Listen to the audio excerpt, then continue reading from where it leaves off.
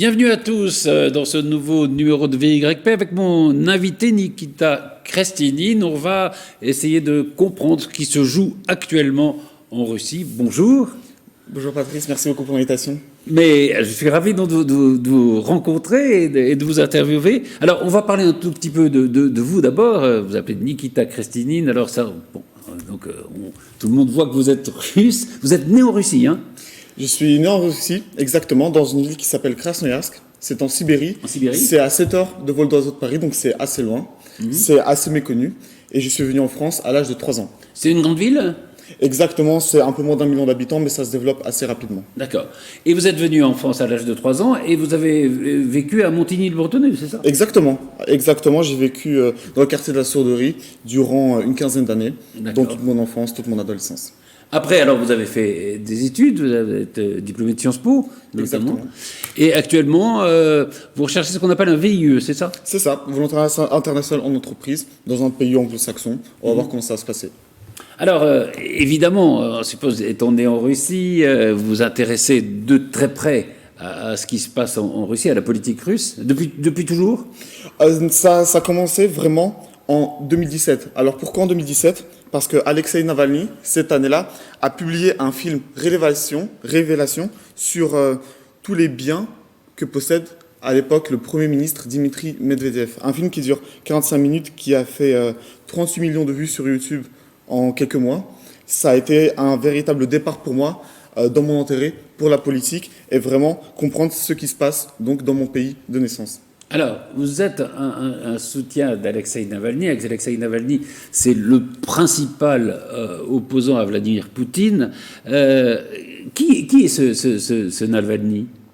Alors, on a commencé à entendre parler d'Alexei Navalny en 2011, donc lors des élections législatives en Russie. Cette année-là, il y a eu des fraudes en masse, c'est-à-dire que les observateurs des élections se faisaient systématiquement expulser des bureaux de vote.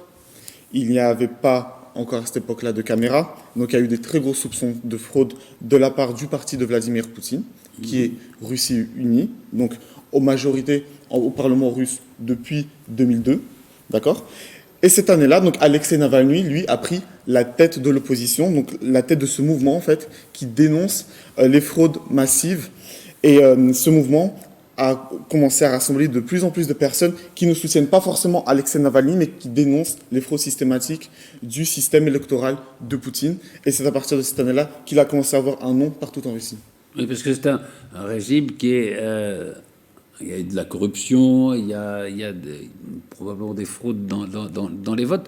Quelle est la tendance, si on devait, par exemple, par rapport à la politique française, si on devait dire quelle est la tendance du parti politique de Navalny, c'est quoi? Alors, il faut savoir que Navalny n'a pas vraiment de parti politique. Oui. Il y a deux raisons.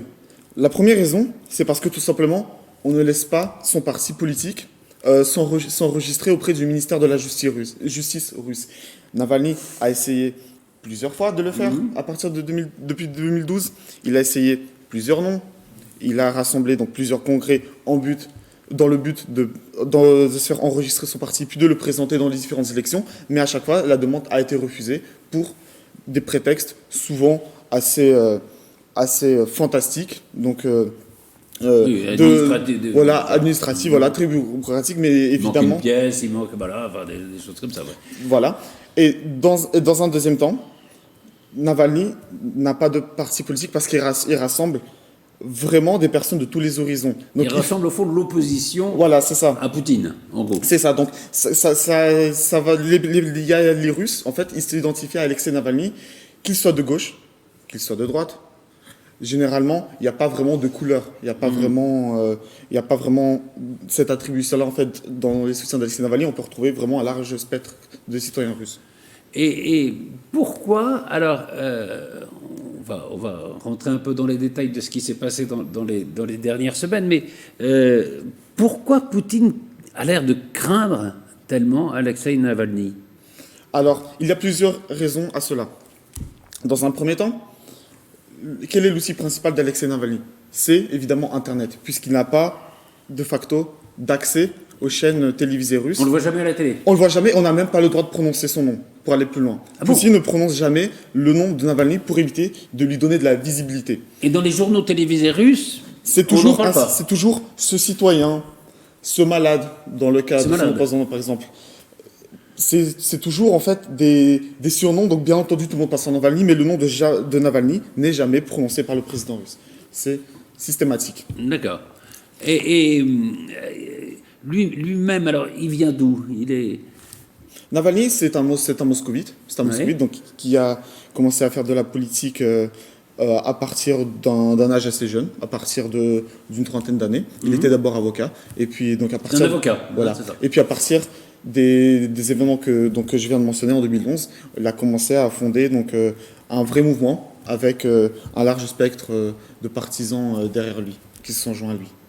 Est-ce que, alors, malgré les difficultés administratives, l'impossibilité d'enregistrer un parti, est-ce qu'il a eu des élus?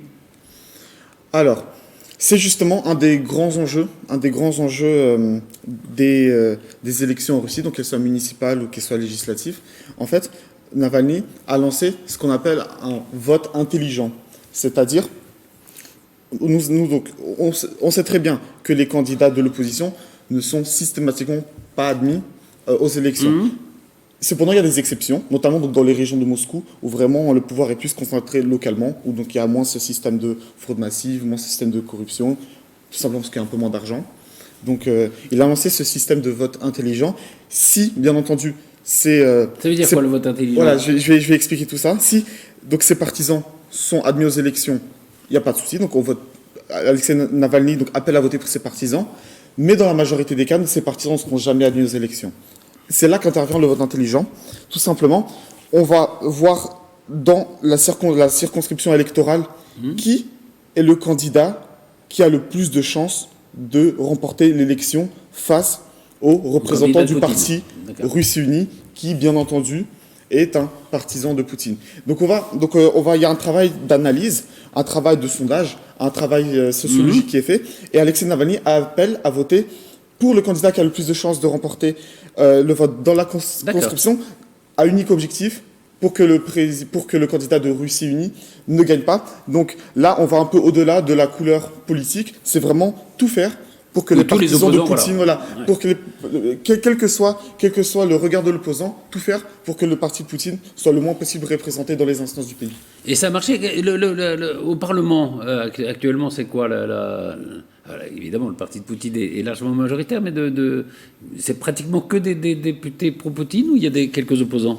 Alors, il faut savoir qu'en Russie, les dernières élections législatives ont eu en 2016, donc lors d'une vague où Poutine surfait vraiment sur une très grande popularité, donc notamment après les événements de Crimée et notamment après ce patriotisme qui est monté chez la plupart des Russes. Oui, il fait monter la fibre patriotique. Exactement. Poutine, hein. Donc en 2016, il y a eu des élections législatives. À une très grande majorité, le Russie Unie, donc le parti de Vladimir Poutine, a remporté quasiment les 3/4 des sièges au Parlement. Et il faut savoir qu'en Russie, l'opposition du système, parce que Navalny, en fait, c'est une opposition hors système, puisqu'il ne peut pas de facto avoir un parti politique. Et l'opposition du système, en fait, ce sont donc en partie les communistes, en partie un parti d'extrême droite aussi, qui a assez peu de partisans, mais qui est quand même présent au Parlement, et un autre parti, voilà, un peu du centre. Mais ce qu'il faut savoir, c'est vraiment des partis d'opposition du système, c'est-à-dire qui vont toujours en fait aller dans le sens de Vladimir Poutine, malgré qu'ils jouent l'image d'une opposition et d'un semblant de démocratie. Voilà, exactement.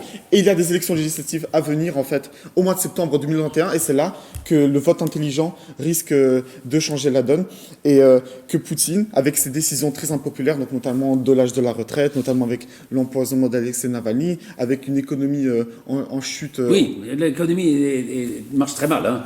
Voilà. C'est ça, en fait, c'est... Le retour de la pauvreté, etc. Il y a beaucoup de facteurs qui ne sont pas très favorables au gouvernement de Poutine. Alors, revenons à cet empoisonnement, parce que c'est la preuve que Poutine craint Navalny. Donc, alors, je ne sais pas si on peut dire il l'a fait empoisonner. En tout cas, il était empoisonné par les services russes. Ça ne fait pas de doute. Pour se soigner, il est allé se soigner en Allemagne. Exactement, à la clinique Charité à Berlin. Et il revient en Russie. Alors là, il y a quand même quelque chose d'assez sidérant, c'est le courage de ce type, quoi. C'est le courage d'Alexei Navalny et c'est aussi un geste fort que, malgré le fait que les services secrets, bien entendu, sous un contrôle de Vladimir Poutine, qui lui-même a été à la tête des services secrets jusqu'en 98, le FSB désormais. Oui. Voilà. Et il montre que malgré mon opposement, malgré qu'en Russie, ma famille, mes amis, mes partisans ont subi des répressions tous les jours. Donc ça va par exemple, d'une simple agression de rue à l'interdiction de se présenter. Votre famille? Pas ma famille, la famille d'Alexei Navalny, oui. ses partisans et ses soutiens, on va dire, les plus médiatisés. Malgré cela, malgré le fait même que, avant le retour d'Alexei Navalny en Russie, on lui a annoncé que si vous revenez, contre vous, on a déjà lancé une procédure pénale dans le but de revoir un jugement qui date de 2014, en fait, tout simplement, pour faire court, pour vous renfermer en prison. C'est ça. Voilà. Et Alexei Navalny a dit n'ayez pas peur du système, n'ayez pas peur du système. Si la vérité est de votre côté, n'ayez pas peur de le faire savoir. Il a appelé tous ses soutiens à se mobiliser. Et en fait, c'est là où il a été plus intelligent, c'est là où il a gagné parce qu'il n'a pas cédé à la peur que Vladimir Poutine essaye en fait d'installer depuis 20 ans dans la tête des Russes, parce que pour lui, moins la société est politisée, mieux c'est pour lui, mais c'est pour contrôler en fait. Les différents pôles importants de la Russie. Alexei Navalny est revenu. Ça a été l'affaire la plus médiatisée, très clairement, dans le monde en cette fin de mois. C'est un coup qui a été gagné par Navalny, même si, bien évidemment, il a terminé. C'était extrêmement populaire auprès des Russes, d'ailleurs, de se montrer aussi courageux. C'est-à-dire qu'il a été empoisonné, il revient. Alors, il y a une procédure ubuesque, c'est-à-dire qu'il a été condamné à 3 ans et demi de prison pour ne pas s'être présenté au contrôle judiciaire. Et pour cause, il avait été empoisonné, il était en train d'être soigné en Allemagne. C'est pour ça qu'il a été condamné. Donc, c'est absolument ubuesque. Donc, on a l'impression que le courage, c'est du côté de Navalny, la peur du côté de Poutine. En un mot, pour conclure. C'est ça, exactement. En fait, c'est tendance qui s'inverse de peu à peu depuis de nombreuses années. En fait, Vladimir Poutine fait tout pour que la société russe soit la moins politisée possible, pour qu'elle s'intéresse le moins possible à ce qui se passe, pour continuer à partager les ressources principales de la Russie. Or, on sait que la Russie, c'est un pays des plus riches du monde. Nous avons des ressources d'énergie fossile, nous avons du bois, nous avons toutes ces richesses-là. Tout est fait pour se partager les richesses entre Poutine et ses amis. Et Poutine a très peur de ce réveil citoyen russe, et c'est pour ça qu'on assiste aujourd'hui à des actions très absurdes, comme ce qui vient de se passer avec Alexei Navalny, et la Russie est en train de se réveiller sur ce sujet-là. Eh bien, merci infiniment, Nikita Kristinine. On aura l'occasion de reparler parce que, évidemment, la situation évolue. Il va y avoir ces élections. On va voir aussi quel va être le sort d'Alexei Navalny dans les prochaines semaines. Merci beaucoup. Merci beaucoup, Patrice. Merci beaucoup.